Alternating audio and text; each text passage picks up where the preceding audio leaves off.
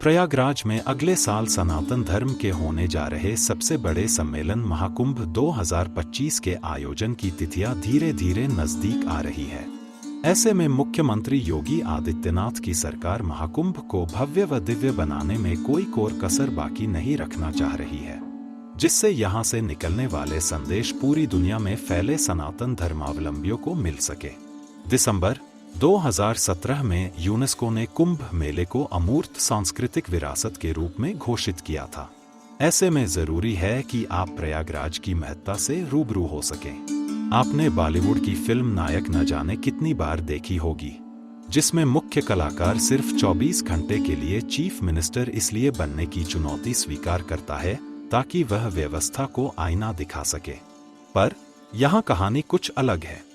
24 घंटे की कहानी तो यहाँ भी है, लेकिन इसका इतिहास कुछ और कहानी बयां करता है। क्या आप जानते हैं कि उत्तर प्रदेश के अंतर्गत आने वाले प्रयागराज जिले को एक दिन के लिए पूरे देश की राजधानी को घोषित किया गया था?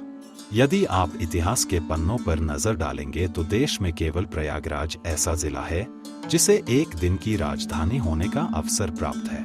अब कैसे 24 घंटे के लिए प्रयागराज को पूरे देश की राजधानी घोषित किया गया, या फिर इसके पीछे क्या मजबूरियां थी? इसकी कहानी आज हम आपसे साझा करने जा रहे हैं। अगर आप घूमने के शौकीन हैं, तो आपको हर शहर के बारे में जानना भी अच्छा लगता होगा। कई शहर काफी ऐतिहासिक हैं और उनका इतिहास काफी दिलचस्प है। प्रयागराज का अतीत काफी गौरवशाली रहा है। वर्तमान के साथ यह भारत के ऐतिहासिक और पौराणिक शहरों में से एक है। यह उत्तर प्रदेश के सबसे बड़े शहरों में से भी एक है और 3 नदियों गंगा, यमुना और अदृश्य सरस्वती के संगम पर स्थित है। इस मिलन के स्थल को त्रिवेणी के रूप में भी जाना जाता है और यह हिंदुओं के लिए विशेष रूप से पवित्र माना जाता है। इस शहर में आर्यों की पहले की बस्तियां बसी हुई थीं, जिसे तब प्रयाग के नाम से जाना जाता था। इसकी पवित्रता पुराणों, रामायण और महाभारत में इसके संदर्भों से प्रकट होती है। हिंदू पौराणिक कथाओं के अनुसार भगवान ब्रह्मा ने सृष्टि की शुरुआत में प्रकृति यज्ञ करने के लिए पृथ्वी पर एक भूमि यानी प्रयाग को चुना। उन्होंने इसे तीर्थ राज या सभी तीर्थ केंद्रों के राजा के रूप में भी संदर्भित किया था। प्रयाग में स्नान करने का ब्रह्मा पुराण में उल्लेख है। ऐसी मान्यता है कि प्रयाग में गंगा यमुना के तट पर माघ के महीने में स्नान करने से लाखों अश्वमेध यज्ञ का फल मिलता है। इतना ही नहीं, प्रयाग सोम, वरुण और प्रजापति का जन्म स्थान है। प्रयाग को वैदिक और बौद्ध साहित्य में पौराणिक व्यक्तित्वों से जोड़ा गया है। वर्तमान झूसी क्षेत्र संगम के बहुत करीब चंद्रवंशी राजा पुरुरवा का राज्य था। कौशांबी के निकट वत्स और मौर्य शासन के दौरान यह काफी समृद्ध हुआ। अब आइए 24 घंटे की राजधानी के बनने की कहानी पर। कहते हैं कि संयोग इतिहास रच देते हैं। आज से 166 वर्ष पहले 1 नवंबर 1858 को ऐसे ही संयोग का केंद्र बना था शहर इलाहाबाद।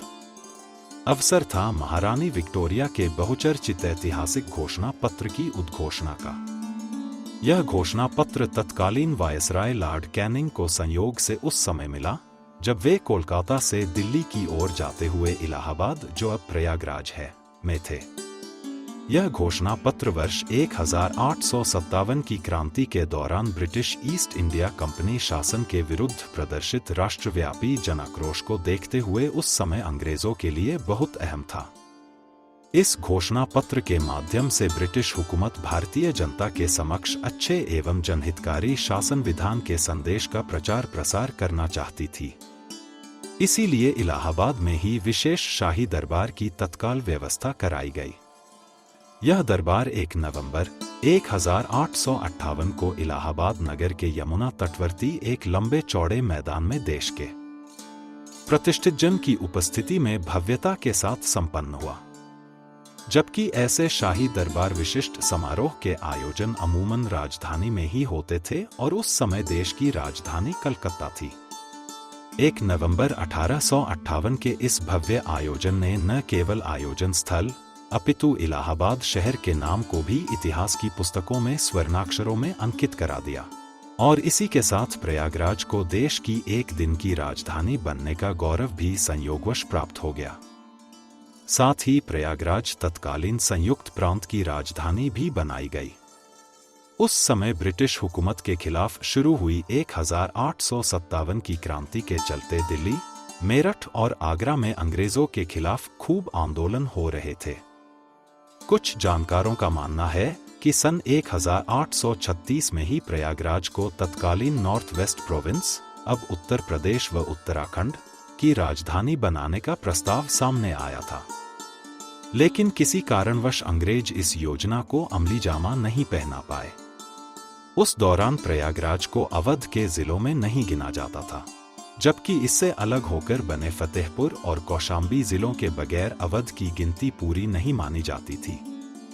दरअसल मुगलों के उतार, अवध के नवाबों के चढ़ाव, दोनों दरबारों की खींचतान और ईस्ट इंडिया कंपनी के बढ़ते प्रभुत्व के दौर से ही कभी यह अवध के अंदर तो कभी बाहर होना इसकी नियति रही है। इसके पीछे उसकी बेहद महत्वपूर्ण भौगोलिक स्थिति थी, जिसके चलते तीनों पक्ष उसे हथियाने के फेर में रहते थे।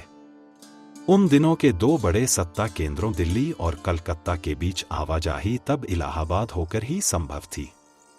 इसीलिए 22 से 23 अक्टूबर 1764 की बक्सर की लड़ाई में कंपनी की अप्रत्याशित जीत के बाद अवध के भविष्य और सीमाओं का नए सिरे से निर्धारण करने वाली दोनों महत्वपूर्ण संधियां इलाहाबाद में ही हुईं।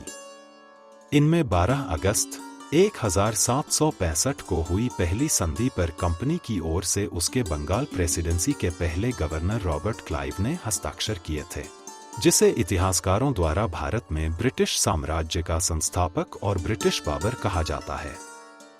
दो अन्य हस्ताक्षरकर्ता थे, मुगल बादशाह शाह आलम द्वितीय और अवध के नवाब शुजाउद्दौला। इसके तहत कंपनी ने इलाहाबाद के किले सहित कड़ा परगने का बड़ा इलाका, जो अब फतेहपुर जिले का हिस्सा है, अवध से छीनकर मुगलों को दे दिया था। कुछ ही दिनों बाद 12 अगस्त 1765 को क्लाइव ने शुजाउद्दौला से इलाहाबाद की दूसरी संधि की थी। इसके तहत उसने कंपनी के लिए समूचे अवध में बिना कोई कर दिए निर्बाध व्यापार की आज़ादी तो हासिल की ही थी, सूबे की सुरक्षा का जिम्मा उठाने के नाम पर उसके खर्च पर लखनऊ में बड़ी सेना रखने का अधिकार भी पा लिया था। इस संधि से अंग्रेजों ने नवाब शुजाउद्दौला से उनका इकबाल ही छीना था, नवाबी बनी रहने दी थी, वह भी बनारस के राजा बलवंत सिंह से पहले की तरह लगान वसूलने के अधिकार के साथ। हालांकि बक्सर में कंपनी ने जिस तरह बंगाल के नवाब और मुगल बादशाह के साथ शुजा की अजेय मानी जाने वाली सेना को भी धूल चटा दी थी, वह उनसे नवाबी छीन भी सकते थे, पर उस दौरान अंग्रेजों ने ऐसा नहीं किया। इसके बाद आगे चलकर मुगलों के और बुरे दिन आए तो 1773 में कंपनी ने इलाहाबाद के अकबर के बनवाए विशाल किले में न सिर्फ पहुंच बनाई, बल्कि उसकी खरीद बिक्री तक की हैसियत बना ली। फिर तो वह उसे फुटबॉल की तरह इधर से उधर लुढ़काती रही। 1775 में 50 लाख रुपयों के बदले उसे उन्हीं शुजाउद्दौला को दे दिया, जिनसे छीनकर मुगलों को दिया था। कहते हैं कि गवर्नर जनरल वॉरेन हेस्टिंग्स ने एक रणनीति के तहत ऐसा किया था, लेकिन 1797 में अवध के नए नवाब सादत अली खान से संधि के तहत उसने इस किले के साथ चुनार, बनारस और गाजीपुर समेत अवध के लगभग आधे इलाके हथिया लिए। लेकिन 1857 में पहले स्वतंत्रता संग्राम के वक्त अवध की ही तरह इलाहाबाद में भी कंपनी को नाकों चने चबवा दिए। उसके सेनानायकों ने बाजी पलट दी। तब लाचार होकर कंपनी ने ब्रिटिश महारानी विक्टोरिया की ओर से भारत की सत्ता उससे छीन लेने की घोषणा लखनऊ के बजाय इलाहाबाद में करवाई और उसे एक दिन के लिए शाही दरबार लगाकर देश की राजधानी बना घोषित कर दिया। इस दरबार में पहले वायसराय लॉर्ड कैनिंग ने महारानी विक्टोरिया की ओर से जो घोषणा पढ़ी, उसमें कंपनी के खिलाफ हथियार उठाने वाले ऐसे सभी बागियों को आम माफी दे दी गई थी जिनका किसी अंग्रेज की हत्या में हाथ नहीं था। बाद में वायसराय लॉर्ड मिंटो द्वितीय ने इस दरबार की याद में उसकी जगह एक स्मारक बनवाया जिसे मिंटो पार्क घोषित किया गया। देश की आजादी के बाद मिंटो पार्क का नाम बदलकर महामना मदन मोहन मालवीय के नाम पर कर दिया गया। तकरीबन 13 एकड़ क्षेत्रफल में फैले इस पार्क में एक स्तंभ है जिसके ऊपर वाले छोर पर 4 शेर वाला भारत का राष्ट्रीय प्रतीक है, जबकि नीचे की ओर संगमरमर की बनी पट्टिका पर महारानी विक्टोरिया के घोषणा पत्र के अंश दर्ज हैं। 1910 में तत्कालीन वायसराय लॉर्ड मिंटो के कार्यकाल में जिस स्थान पर वर्ष 1858 में महारानी विक्टोरिया की उद्घोषणा पढ़ी गई थी, उस स्थान पर स्मृति स्तंभ का निर्माण प्रस्तावित किया गया। इस स्तंभ के एक पार्क के निर्माण का भी प्रस्ताव पास किया गया। मिंटो पार्क की आधारशिला लॉर्ड मिंटो द्वारा रखी गई थी तथा भारतीय मैग्ना कार्टा के प्रतीक के रूप में मिंटो पार्क का निर्माण हुआ। पार्क के अंदर ऐसे स्थान पर जहां सैकड़ों भारतीय राजाओं और भारतवासियों के समक्ष दरबार लगाकर उद्घोषणा पत्र पढ़ा गया था, उद्घोषणा स्तंभ लगाए जाने का प्रस्ताव 1958 में महामना पंडित मदन मोहन मालवीय की अध्यक्षता में हुई बैठक में पारित किया गया। मालवीय जी ने लोगों से इस पार्क एवं उद्घोषणा स्तंभ के निर्माण में सहायता हेतु अपील की गई, जिसके फलस्वरूप भारतीय राजाओं एवं नवाबों और नागरिकों से 1,32,897 रुपए का कोष प्राप्त हुआ। इस पार्क के निर्माण में महामना जी के योगदान को देखते हुए मिंटो पार्क मेमोरियल कमेटी ने वर्ष 1977 में इसका नाम महामना जी के नाम पर रखा। पार्क के रख रखाव हेतु वर्ष 2017 में महामना मदन मोहन मालवीय समिति की आधारशिला रखी गई, जिसके वर्तमान में अध्यक्ष महामना जी के पौत्र सेवानिवृत्त जस्टिस गिरधर मालवीय जी हैं। तकरीबन 13 एकड़ क्षेत्रफल में फैले इस पार्क में एक स्तंभ है जिसके ऊपर वाले छोर पर 4 शेर वाला भारत का राष्ट्रीय प्रतीक है, जबकि नीचे की ओर सामने संगमरमर की बनी पट्टिका पर महारानी विक्टोरिया के घोषणा पत्र के अंश दर्ज हैं। देश हित में मालवीय जी के योगदान को देखते हुए 24 दिसंबर 2014 प्रधानमंत्री नरेंद्र मोदी की सरकार ने महामना जी को मरणोपरांत भारत रत्न देने की घोषणा की। 31 मार्च 2015 को राष्ट्रपति प्रणब मुखर्जी ने यह सम्मान मालवीय जी के परिवार को प्रदान किया।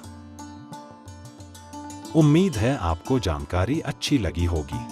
उम्मीद करते हैं कि अगली बार फिर मेरी आपसे मुलाकात एक नई जानकारी के साथ हो, लेकिन इसके लिए जरूरी है कि आप बी इंडिया यूट्यूब चैनल को सब्सक्राइब करें, साथ ही लाइक और शेयर भी करें।